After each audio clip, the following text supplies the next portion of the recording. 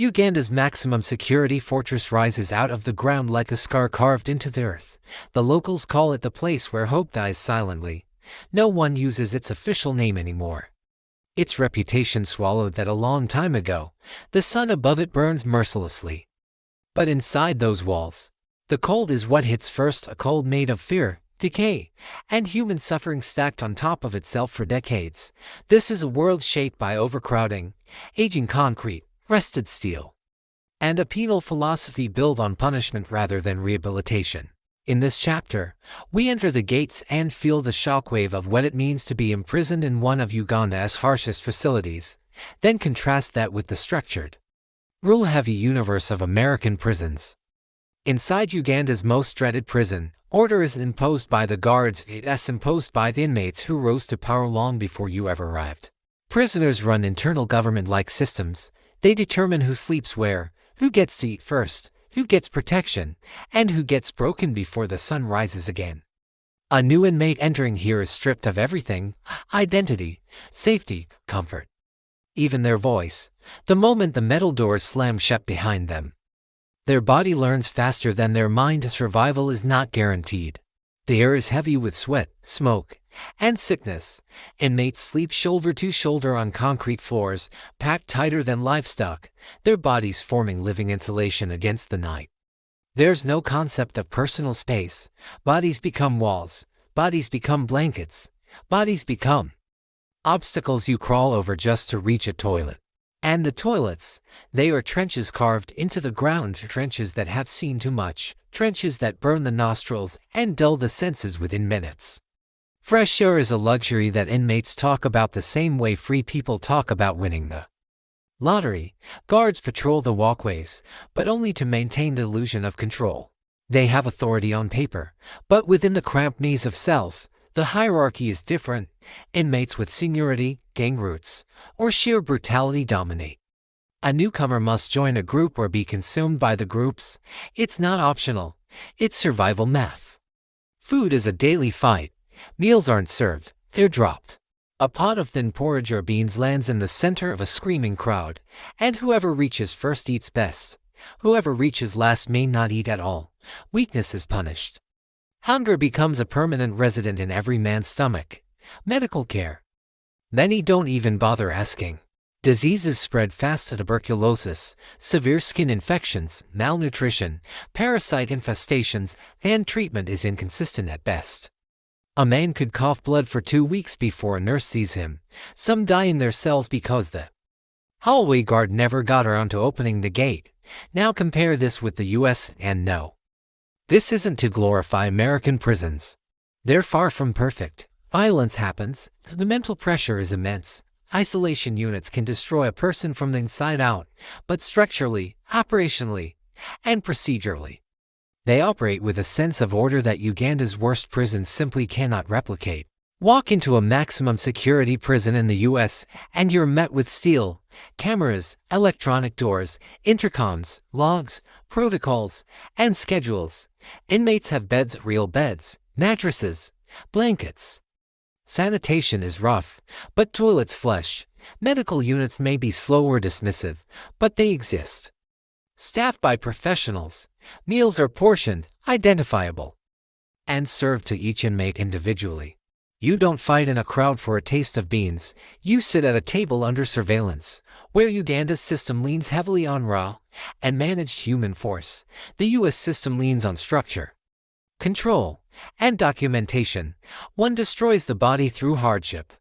The other may destroy the mind through confinement, monotony, or isolation. But the biggest difference: noise. In Uganda's most feared prison, the noise is relentless. Human voices, metal scraping, boots pounding, coughing, crying, arguing, screaming, and the constant tension of hundreds of restless men sharing space not built to hold a fraction of them. Silence is impossible. Sleep is a gamble. Peace is an illusion. In the US, ironically, prisons are often quieter, regulated, monitored. Still dangerous, but quieter. A man can lie on his bunk and hear his own thoughts, even if those thoughts torment him. Yet despite the brutality of Uganda's system, there's something raw and undeniably human about it, with constant awareness of reality, a fight for existence, a battle between despair and resilience. In the U.S., many prisoners describe a different punishment: time, repetition, and emotional freezing. Days blur together until a man forgets the outside world. Two systems, two kinds of hell. But in Uganda's most dreaded prison, hell greets you fast. Within hours. Within minutes. The smell, the heat, the noise, the fear, it all slams into you the moment the gate closes behind your back. This is the gate of no return. And now, we go deeper inside Uganda's most dreaded maximum security prison. The deeper you go, the less it feels like a building and more like a living, breathing creature. The walls sweat, the floors echo, and the air is thick with the restless rhythm of hundreds of men trying to survive. Here, everything has a price. Safety, water, even a place to sleep. It's all part of a brutal ecosystem run not by guards, but by inmate leaders called chairmen. A dorm meant for 150 people holds over 600. Men sleep in shifts, propped against walls, because there isn't enough floor space. The noise never stops, and privacy is a forgotten word. Hunger is constant. A tiny scoop of porridge and a ladle of beans is all most get. Yet, even in this darkness, small moments of humanity flicker: a shared scrap of food, a whispered story, a quiet song. It's a reminder that even when trapped in the belly of the beast, they are still human. That fragile humanity is what sets this prison apart from American facilities. In Uganda, survival is raw and physical, but the emotions stay alive because they have no space to fade. Every feeling, fear, anger, despair, hope, exists right on the surface. There's no room for emotional numbness when you are constantly fighting for the basics of life. Meanwhile, in the United States, survival is often psychological. A man can be locked in a solitary cell for 23 hours a day, his only stimulus the echo of guards patrolling the hallway. Meals slide under the door, days blend into each other until time becomes meaningless. Depression grows quietly. Anxiety becomes normal. Some inmates forget the sound of human laughter. Others lose their sense of identity entirely. Uganda breaks the body. America breaks the mind. In the belly of Uganda's prison, violence isn't a hidden threat, it's a visible reality. Fights erupt without warning. Disputes over floor space turn into brawls. Theft leads to retaliation. A man suspected of betrayal faces beatings by his blockmates long before the guards intervene. But these confrontations, brutal as they are, follow a kind of code. There's an unwritten law among prisoners: don't cross certain boundaries, don't disrespect the hierarchy, don't harm without cause unless you want to be harmed back. In the United States, violence also exists, but it's often colder, more calculated. Gangs run operations quietly behind locked doors.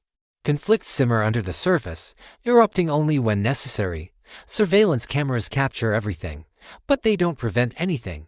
A man might be stabbed in a blind spot between cameras, where no one sees and no one hears until it's too late. Yet Uganda's system contains something the American system struggles with: camaraderie born out of shared suffering. Men form bonds here because they have no choice. They work together to clean their crowded space, to cook smuggled food, to care for sick cellmates, to protect the weak when possible. In a world where the environment itself suffocates you, companionship becomes a weapon against despair. Compare that to the U.S., where isolation is so normalized that many prisoners go months without physical touch or meaningful conversation. Camaraderie exists, but it's often bound to gang affiliation or necessity, not survival against the environment. Another major distinction lies in punishment. In Uganda, punishment is visible, immediate, physical. A man who disobeys rules might be forced into strenuous labor under the sun, or he might face inmate enforced discipline. There's little paperwork, little explanation. The consequences arrive fast. In the United States, punishment is procedural. Reports, hearings, sanctions, segregation, loss of privileges. Bureaucracy replaces the whip. But its psychological impact can be as devastating as physical pain. The strangest part of Uganda's prison system is how life outside the cells seems to move on without awareness. Villages, continue their routines. Children go to school. Markets fill with music. People laugh, dance, cook, argue, worship. Just beyond the walls, the world seems untouched by the suffering inside. And even inmates who receive visitors see them through bars or under strict supervision of families. Smiling with forced optimism, pretending that everything will someday be okay. Inside, hope is a rare currency. Some men create it artificially by imagining futures that may never come. Others suppress it entirely, and some find hope in religion. Prayer circles form in corners, with men whispering prayers through cracked voices. But in reality, hope is fragile here, thin, delicate, too easy to crush. And yet, in the middle of all this, there's a strange resilience. Humans can adapt to almost anything. And in the belly of Uganda's most dreaded prison, that resilience is the only thing keeping men from collapsing under the weight of their circumstances. The harsh truth: most survive, but few remain whole. And now we head toward the final chapter of the critical comparison, the system breakdown, and what imprisonment really means in both worlds. Night settles over Luzira prison with a heaviness that feels almost physical, as if the darkness itself presses down on the walls, the floors, and the men trapped inside. Heat lingers long after the sun has gone. Mosquitoes whisper around the barred windows, and deep in the overcrowded wards, bodies shift, searching for air, space, sleep, anything that feels like relief. Yet beneath that suffocating atmosphere, a truth pulses quietly. Survival here isn't just a matter of strength, it's a matter of adaptation. The older inmates understand this better than anyone. They've watched new prisoners arrive terrified, disoriented, and certain, then slowly bend to Luzira's rhythm. Some break, some harden, some find ways to disappear into the background, becoming shadows in a place that never truly sleeps. But all of them, no matter their crime or sentence, eventually learn the same harsh lesson: prison isn't designed to punish you with violence. It punishes you with time, and time inside Luzira is long, the weight of order. The sun rises early in Uganda, flooding the yard with a sharp and forgiving brightness. As prisoners march out, their steps fall into the familiar cadence of routine. Work begins immediately: farming, cleaning, brickmaking, anything that reinforces the structure that defines Luzira. The order looks almost seamless. But it's not maintained by guards alone. Inmates watch inmates. Prefects monitor their wards. Discipline is community-driven. Everyone knows who keeps the peace and what happens when peace cracks. That's why the fight that breaks out mid-morning is so unusual. It starts with nothing: a spilled bucket of water, a misunderstanding. Voices rise, bodies tighten. Someone takes a swing. For a moment, chaos threatens to tear through the yard. But before it grows, prefects rush forward. They push the men apart, bark commands, restore silence in seconds. There is no second punch, no escalation, no spectacle, just order. A guard watching the scene later explains it in one sentence that stays with you long after leaving the yard: America stops fights with force. We stop fights with consequence. And the consequences inside Luzira aren't always physical, they're social. A man who disrupts the harmony risks losing privilege, respect, or standing within the inmate community. That loss hits harder than any blow. It becomes clear that Luzira isn't operating on chaos at all. It's operating on culture. Discipline is the backbone, community is the spine, survival is the heart, the silent weapons. Violence exists in every prison in the world, whether spoken or unspoken. But in Uganda, it's not the usual form people expect. It's not constant stabbings, gang rivalries, or widespread riots. It's exhaustion, it's heat, it's overcrowding, it's the psychological strain of living shoulder to shoulder with dozens of others, night after night, year after year. An inmate named Roni puts it simply while sorting his work tools: "We don't kill each other here. The conditions do enough of that." He says it without bitterness, without fear, just tired acceptance. It's a different type of violence, a slow, creeping one, by contrast. A correctional officer in an American prison once said something that mirrors the opposite reality. In the U.S., the building is clean, the facilities are modern, but the violence, it's always simmering. In the American system, tension rarely comes from scarcity or overcrowding. It comes from isolation, from boredom, from segregation. From gangs carved along racial and territorial lines, a man can have his own bed, his own locker, his own space and still feel like he's drowning. Both systems, in their own ways, extract a price. One drains the body. The other drains the mind. The mental game inside Luzira's wards, inmates sit in circles during evening reflection, talking about the day, what went wrong, what went right, what needs to be done tomorrow.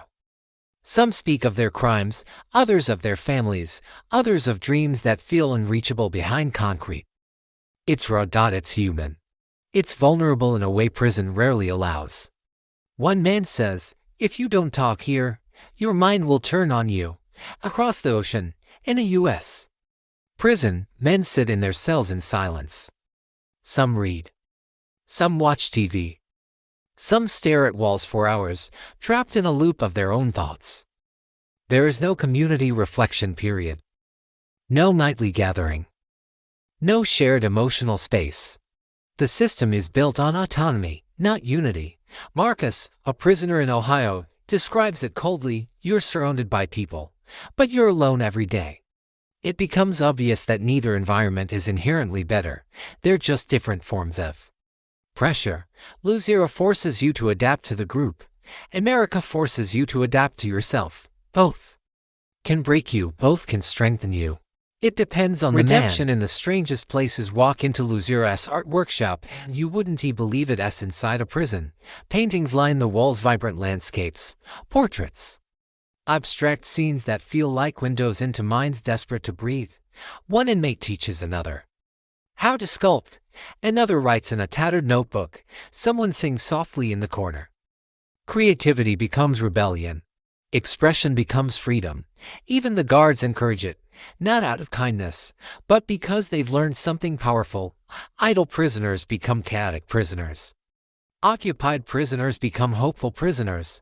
Inside this creative space, men who once committed violent crimes now spend hours painting sunsets they haven't seen in years. It's a strange kind of healing. In America, creative programs exist to music, vocational training, therapy, books, but access varies drastically. What one prison offers, another denies. Opportunities aren't guaranteed. Rehabilitation is inconsistent. Hope isn't evenly distributed. The biggest difference is this: in Luzira, community is built into the system. In America, prisoners must build it themselves. Neither method is foolproof, but the outcome's shape lives long after release. The final comparison: it's tempting to ask, which prison is worse? But that question misses the point. Luzira is harsher physically, cramped spaces, limited resources, relentless heat. American prisons are harsher psychologically: isolation, anxiety, volatility, long hours of emptiness. Luzira builds structure through discipline and community. America builds structure through control and separation. One demands that inmates coexist. The other demands that inmates endure. Both reveal something deep about the societies behind them. Uganda values collective responsibility even in punishment. America values security and individual boundaries even behind bars. Neither system is perfect. Both can destroy a man. Both can save him. It all depends on the person, the crime, the sentence, and the choices made in the silence between days. A universal truth: before lights out in Luzira, prisoners line up for evening count. Voices echo, names are read, and feet shuffle back into the wards where heat clings to the walls. Across the world, in a U.S. prison, Marcus lies on his bunk as his unit settles into lockdown. The metallic clank of the final door echoing through the hallway. To prisons, to continents, to systems, yet both share the same quiet, unanswered question that lives in the mind of every inmate who stares into darkness at night. When I leave here, if I leave here, who will I be? Bars can separate bodies, cells can contain movement, walls can shape routine, but nothing, no system in Uganda, America, or anywhere else can fully control what time does to a man. That is the real sentence. That is the real punishment. That is the real story.